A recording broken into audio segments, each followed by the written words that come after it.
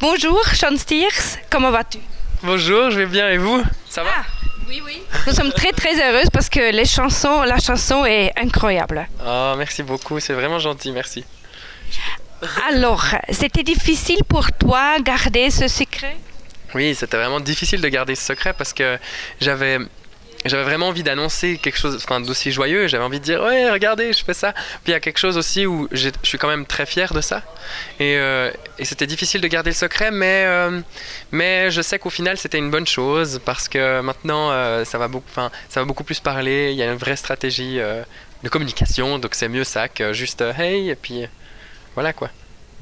Donc, pourquoi le concours Eurovision de la chanson? Tu as des belles mémoires? Pourquoi en fait, ce qui s'est passé, c'est que quand en 2012, j'ai vu pour la première fois l'Eurovision à la télévision et j'ai été très impressionné et je me suis dit waouh, j'espère un jour que je ferai ça. Et après, j'y ai plus jamais repensé parce que j'avais d'autres choses. Puis après, j'ai fait d'autres concours, donc j'avais pas le temps de penser à ça. Et cette année, quand j'ai eu l'occasion de faire, ça a un peu réveillé en moi l'enfant de 12-13 ans. Et je me suis dit, yes, pourquoi pas, et j'ai foncé. Et franchement, je suis super content d'être là, quoi. Et tu peux dire quelque chose sur ta chanson, Réponds-moi?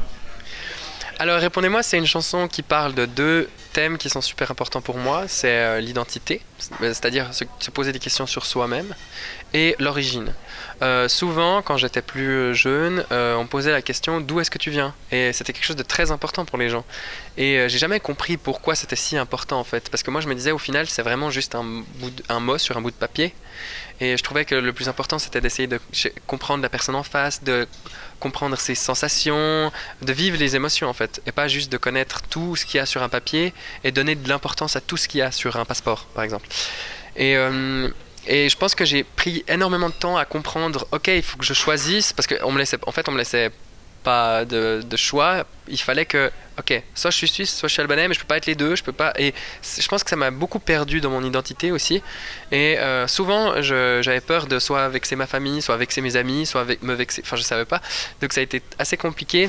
C'est pour ça que j'avais envie que ça parle de moi. Donc dans le sens, j'avais envie que c'est une thématique qui me touche, parce que je vais pas seulement représenter la Suisse, je pense. Je vais aussi moi me représenter en tant que chanteur. Donc il faut aussi que la chanson me parle, bien sûr. Et je pense aussi que donc le deuxième thème, pardon, c'était se poser des questions sur soi. Souvent, on se pose des questions sur soi-même, on se remet en question, on a des doutes dans notre vie. Et je trouve super important de pas toujours chercher à comprendre, de pas toujours avoir les réponses, chercher les réponses, mais juste des fois vivre l'ignorance, enfin vivre la naïveté plutôt. Moi j'appelle ça l'innocence, j'adore ce mot, pour moi c'est le plus beau mot de la langue française, dans le sens, pour moi c'est la plus belle qualité d'un être humain, c'est tout d'un coup oublier, être innocent, redécouvrir les choses comme un enfant découvre les choses. Et je pense que j'ai vraiment envie de faire vivre ça aux gens. Et qu'est-ce que tu sens quand tu chantes cette chanson? Parce que c'est très personnel, c'est très émotionnel. Qu'est-ce que je ressens quand je chante cette chanson? Je pense que je ressens de la fierté de la chanter, parce que c'est une chanson qui me parle, et bien sûr, et je sais pas comment décrire ça en fait. Je pense que c'est plus une question de sensation. Après, par exemple, quand je chante, je vois toujours l'image d'un paquet de biscuits. Et qu'est-ce que je vais faire avec ce paquet de biscuits? Est-ce que je vais le donner en entier? Est-ce que je vais donner biscuit par biscuit? Est-ce que je vais garder tout le paquet pour moi? Et comment en fait je vais m'occuper de ce paquet de biscuits? Ça va me faire me rendre compte. Non, la manière dont je vais m'occuper de ce paquet de biscuits va aussi me faire comment dire? Pardon, je répète. Je suis un peu fatigué. Pardon. Je peux m'imaginer. Désolé. La manière dont je m'occupe de ce paquet de biscuits, c'est la même chose. C'est la même manière dont je vais m'occuper avec le public qui m'écoute. Ok, est-ce que je vais leur donner toute la boîte? C'est un peu ça en fait. C'est un peu. Et j'imagine toujours que quand on chante, c'est comme un. J'ai l'impression que c'est comme un service. Dans le sens, c'est comme quand tu rentres dans un taxi. Et sauf que le taxi te ramène à un lieu et j'ai l'impression la musique elle te ramène à une émotion. Et c'est un peu, ok, qu'est-ce que j'ai envie de faire ressentir aux gens à un instant T. Donc en fait, pour le moment, j'arrive pas vraiment à dire encore parce que je suis pas sur scène, je ressens pas encore les gens.